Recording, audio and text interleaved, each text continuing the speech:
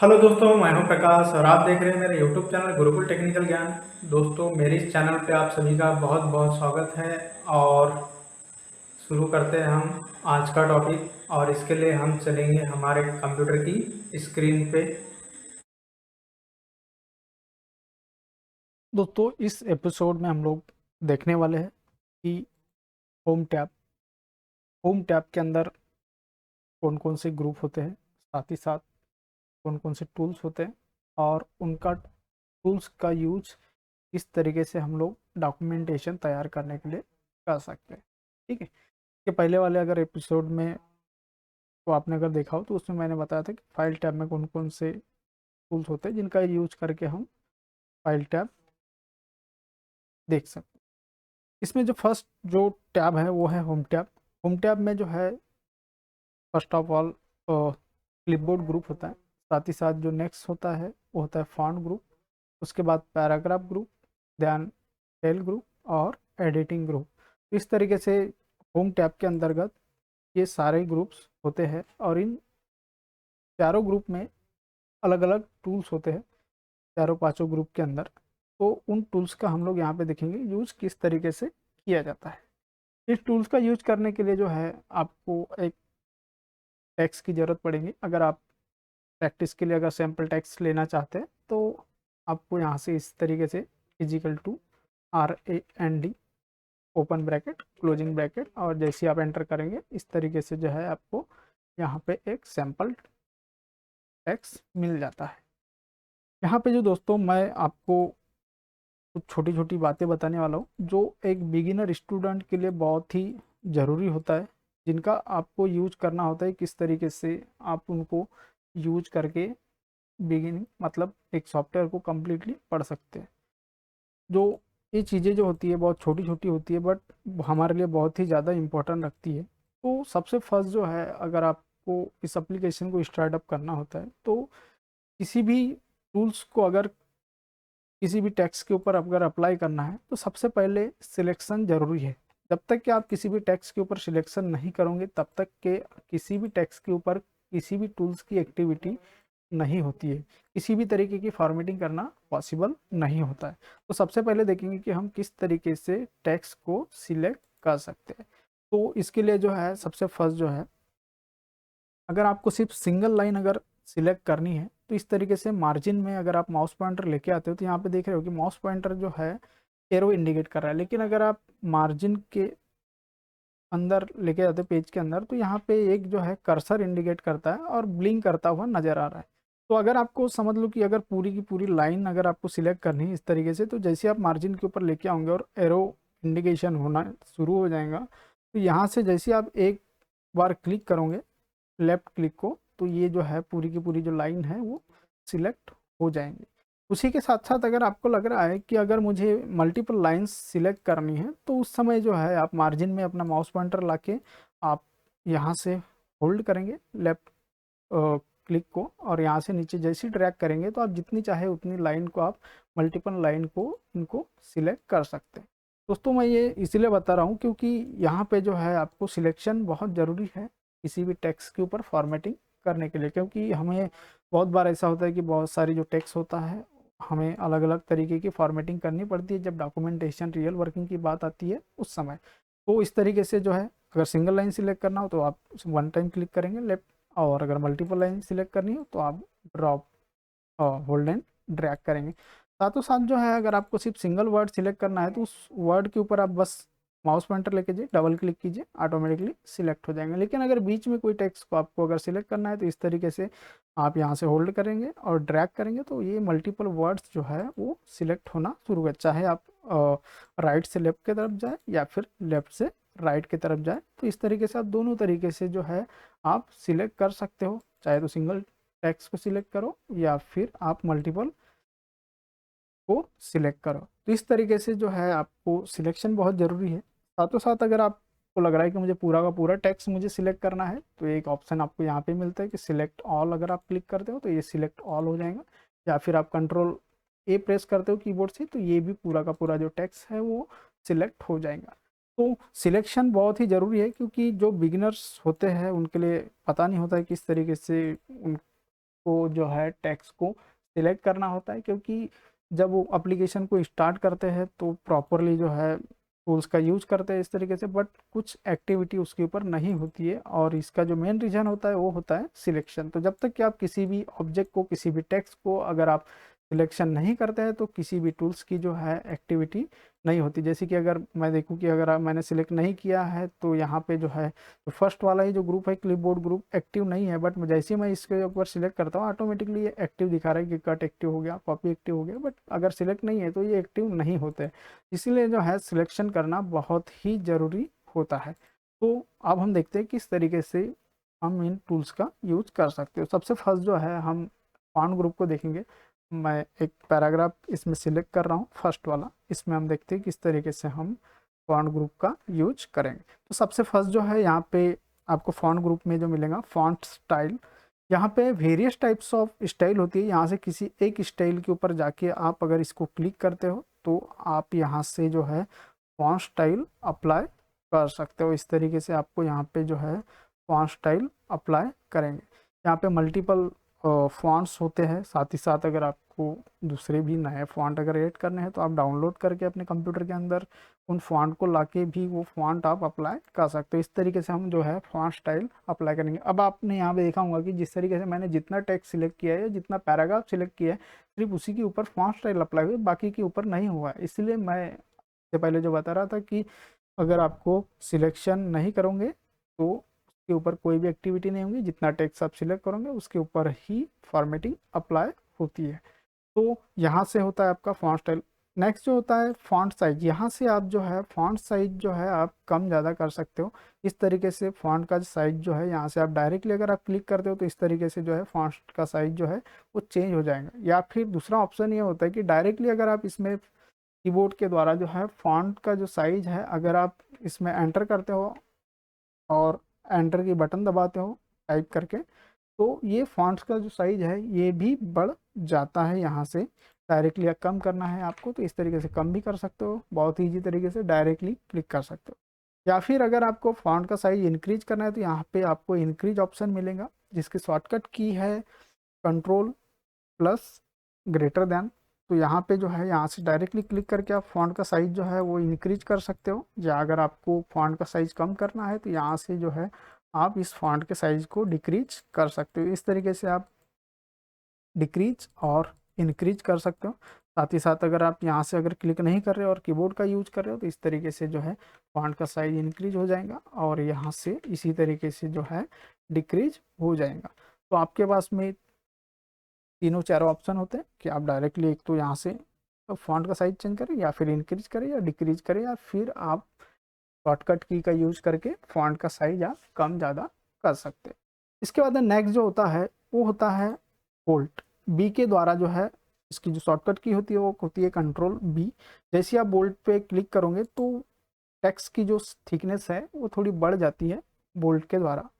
Then उसके बाद में उसी के जस्ट साइड में होता है इटालिक, जिसकी शॉर्टकट की है कंट्रोल आई। जैसे ही हम इस कंट्रोल आई पे क्लिक करेंगे ऑटोमेटिकली आप देख रहे हो कि यहाँ से जो है टेक्स्ट जो है बल्कि आपको टेढ़े दिखने लगेंगे। उसी के साथ साथ उसी के साइड में जो होता है वो होता है अंडरलाइन।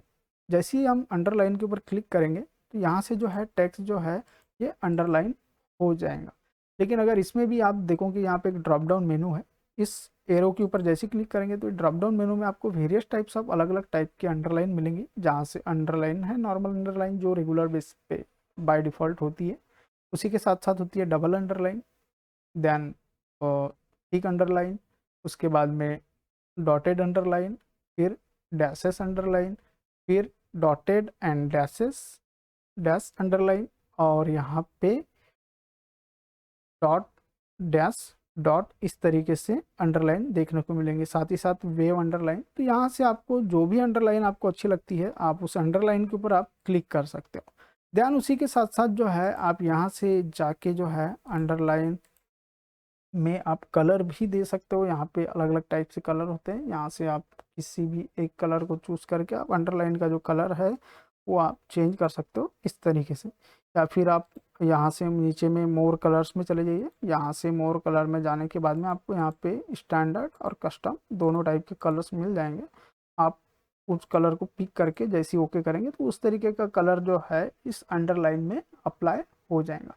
इस तरीके से आपको अंडरलाइन का यूज करें। अगर आपको इन अंडरलाइन को रिमूव करना है तो आप फिर से आप क्लिक कर दीजिए कंट्रोल यू पे, यहाँ से ये अंडरलाइन रिमूव हो जाएंगे। उसी के साथ साथ बोल्ड भी हटाना है तो भी हटा सकते हो, अंडरलाइन हटाना है तो भी हटा सकते हो, सॉरी इटालिक हटाना है तो भी हटा सकते हो, या अंडरलाइन को भी रिमूव कर सकते हो। तो इस तरीके से जैसे आप अप्लाई करोगे तो इन टेक्स्ट के ऊपर हल्का सा ब्लू कलर अप्लाई दिखेगा कि अगर वो टूल्स अगर अप्लाई है किसी टेक्स्ट पे तो इस तरीके से इंडिकेशन होता है, जिससे हम समझ जाते हैं कि ये टूल्स अप्लाई किया हुआ है या नहीं है।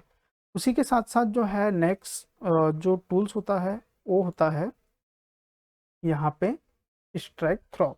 इसके ऊपर जैसे क्लिक करेंगे, अगर कोई किसी टेक्स्ट को अगर आपको बीच से क्रॉस किया हुआ अगर दिखाना है आपको, तो यहाँ पे जैसे क्लिक करेंगे तो इस टेक्स्ट को क्रॉस दिखाता है। आप चाहे तो किसी भी टेक्स्ट के ऊपर इस तरीके से क्लिक करके आप उसको क्रॉस करना है तो यहाँ से कर सकते हैं। तो इस तरीके से जो है आप किसी भी टेक्स्ट को क्रॉस, इसको बोला जाता है स्ट्राइक थ्रो। तो यहाँ पे आप इस तरीके से अप्लाई कर सकते हो। उसके साथ साथ होता है यहाँ पे सबस्क्रिप्ट और सुपर स्क्रिप्ट। सब स्क्रिप्ट और सुपर स्क्रिप्ट की जो शॉर्टकट की है वो है कंट्रोल प्लस इजिकल टू, और जो सुपर स्क्रिप्ट है इसकी शॉर्टकट की है शिफ्ट कंट्रोल प्लस प्लस। तो इस तरीके से जो है आप इस सब स्क्रिप्ट और सुपर स्क्रिप्ट, अब इनका यूज कब होता है, जब फॉर एग्जांपल अगर हमको कभी अगर और 10th लिखना हो या 12th लिखना हो तो हम क्या करते हैं यहाँ पे इस तरीके से, जैसे हम अगर फर्स्ट लिख रहे हैं तो फर्स्ट में ST जो है ये ऑटोमेटिकली ऊपर जाता है। जो माइक्रोसॉफ्ट वर्ड का जो 2013 वगैरह का जो वर्जन है 13-16 का, तो इसमें ऑटोमेटिकली आता है, बट 7 और 10 में नहीं आता है। तो उस समय इनकी ज़रूरत पड़ती थी। अगर समझ लो कि यहाँ पे फर्स्ट लिख रहे हैं या फिर हम सेकंड लिख रहे हैं तो ND जो है वो हमेशा ऊपर जाता है, या फिर हमने थर्ड लिखे तो इस तरीके से जो ND ST ND and RD जो आता है ये ऊपर नीचे होता है। अगर आपको लग रहा है कि मुझे इस टेक्स्ट को जो है सब स्क्रिप्ट में कन्वर्ट करना है तो आप इसको क्लिक सिलेक्ट करके नीचे भी कर सकते हो या ऊपर कर सकते हो। इस तरीके से सब स्क्रिप्ट और सुपर स्क्रिप्ट का यूज कर सकते हो। या फिर अगर आपको लग रहा है कि मुझे नहीं इसे अप्लाई नहीं करना है, मुझे रिमूव करना है, तो इसके ऊपर क्लिक कर दीजिए, ये सब स्क्रिप्ट और सुपर स्क्रिप्ट यहाँ से रिमूव भी हो जाएगा। मतलब यहाँ से अगर किसी टेक्स्ट को भी अगर आप रेगुलर टेक्स्ट से अगर आप छोटा शो कराना चाहते हैं तो भी आप यूज कर सकते हैं। जैसे कि यहाँ पे बीच में इस वर्ड को अगर आपको छोटा शो करना है स्मॉल बाकी टेक्स्ट से, तो आप इसका यूज कर सकते हैं। इस तरीके से यहाँ पे भी इसका यूज हो जाता है, चाहे तो आप ऊपर और नीचे इस तरीके से जो है सब स्क्रिप्ट और सुपर स्क्रिप्ट का यूज करके कर सकते हैं। तो आपको यहाँ से जो है सब स्क्रिप्ट और सुपर स्क्रिप्ट का इस तरीके से यूज करना है। देन उसके बाद में जो है नेक्स्ट जो होता है वो होता है चेंजिंग केस। चेंजिंग केस के द्वारा जो है आप किसी भी टेक्स्ट को, जैसे कि फॉर एग्जांपल मैं इस पैराग्राफ को सिलेक्ट कर रहा हूँ इस तरीके से, अब यहाँ पे जो है हम देखेंगे किस तरीके से चेंजिंग केस किया जाता है। ठीक है, तो चेंजिंग केस करने के लिए जो है हम यहाँ पे इस तरीके से इस पैराग्राफ को सिलेक्ट करते हैं। यहाँ पे जाने के बाद में सबसे फर्स्ट होता है सेंटेंस केस। सेंटेंस केस में जो है आपने देखा है कि सेंटेंस के जब भी हम कोई टेक्स्ट टाइप करते हैं तो सबसे फर्स्ट जो वर्ड होता है वो कैपिटल लेटर होता है, ध्यान उसके बाद के सारे जो टेक्स्ट होते हैं वो स्मॉल लेटर में होते हैं।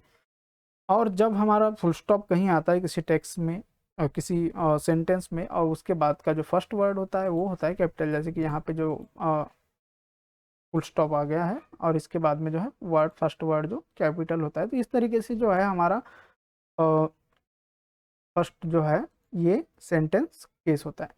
सेकंड होता है लोअर केस। लोअर केस में अगर आप अप्लाई करते हो तो सारा का सारा जो टेक्स्ट है वो आपको स्मॉल लेटर में कन्वर्ट हो जाता है।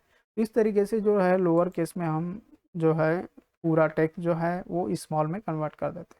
उसी तरीके से होता है अपर केस। अपर केस में जो है आप सब पूरे सारे के सारे जो वर्ड हैं जो टेक्स्ट है अगर उनको आप कैपिटल लेटर करवाना चाहते हैं तो यहाँ से जो है आप कैपिटल अपर केस कर सकते हैं, सारे वर्ड जो है कैपिटल वर्ड में कन्वर्ट हो जाते हैं।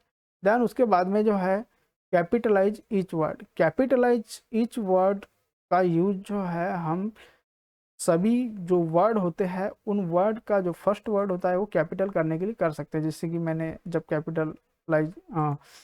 कैपिटल ईच वर्ड किया तो जो जितने भी वर्ड है यहाँ पे वो सारे के सारे जो फर्स्ट वर्ड है वो कैपिटल लेटर हो चुके हैं।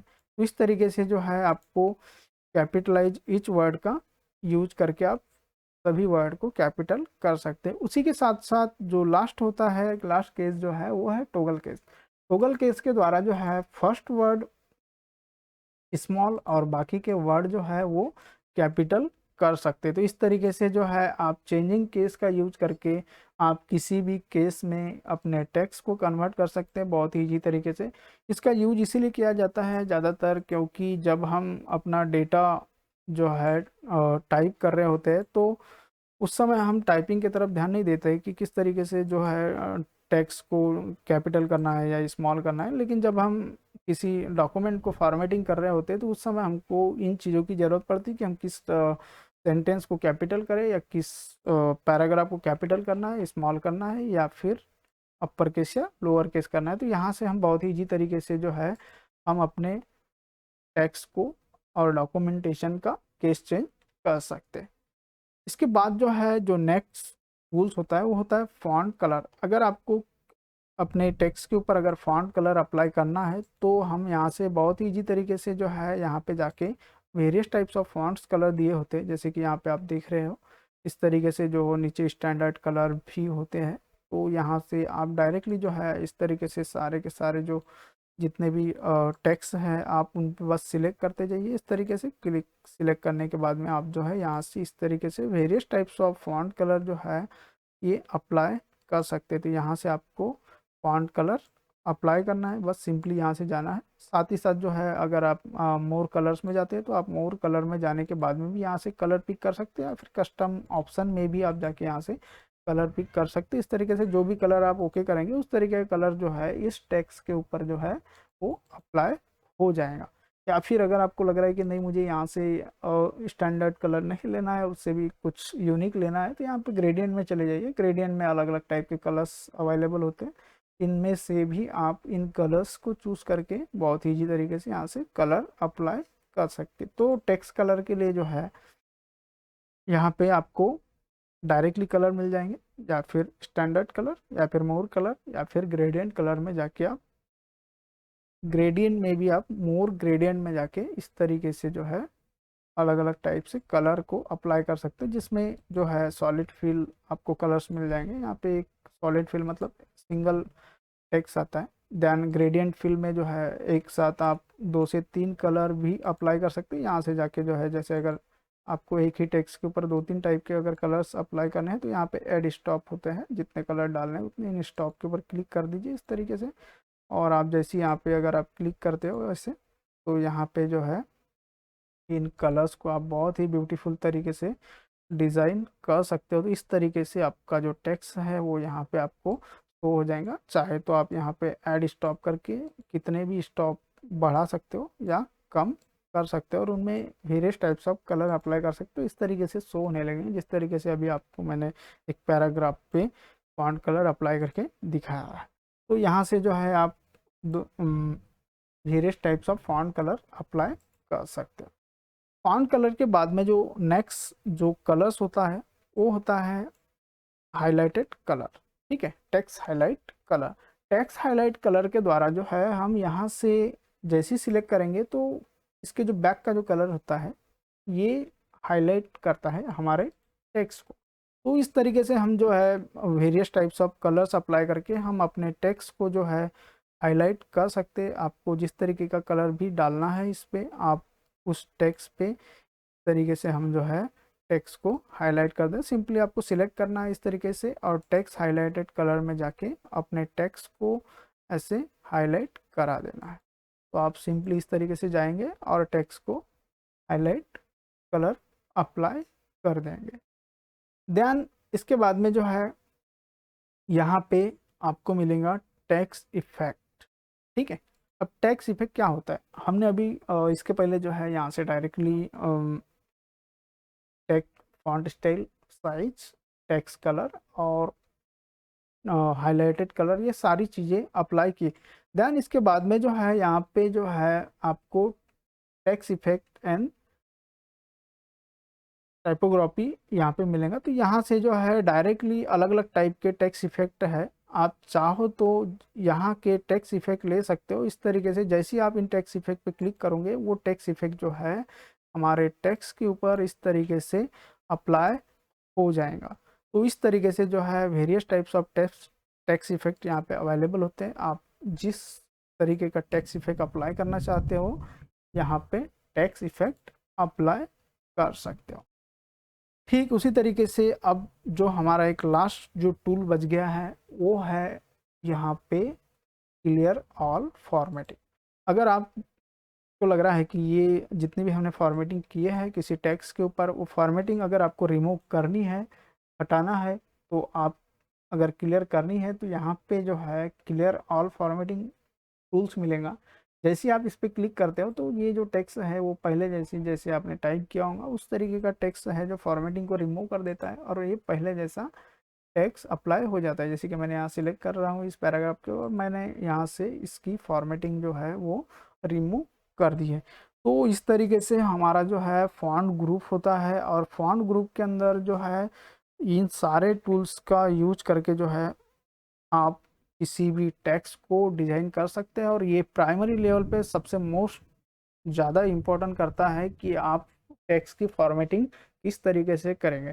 टेक्स्ट फॉर्मेटिंग के लिए जो है इन फॉन्ट ग्रुप के अंदर के सारे टूल्स बहुत ही इम्पोर्टेंट है और इनको समझना बहुत ही ज़रूरी है, जिससे कि आप सारे जितने भी टेक्स्ट होता है उसको बहुत ही अच्छी तरीके से फॉर्मेटिंग कर सके। क्योंकि डॉक्यूमेंटेशन में जो है टेक्स्ट फॉर्मेटिंग बहुत ही ज़्यादा इम्पोर्टेंस रखती है, जिसके द्वारा जो है आप टेक्स्ट की फॉर्मेटिंग कर सके। तो इस तरीके से आपको टेक्स्ट फॉर्मेटिंग फॉन्ट ग्रुप के अंदर से की जाती है। दोस्तों, अगर ये मेरा वीडियो आपको पसंद आता है तो प्लीज़ इसे लाइक शेयर एंड सब्सक्राइब जरूर करें। साथ ही साथ बेल आइकॉन पर भी क्लिक करें जिससे आपको मेरे आने वाले वीडियोस के नोटिफिकेशन मिलते रहेंगे। Thank you.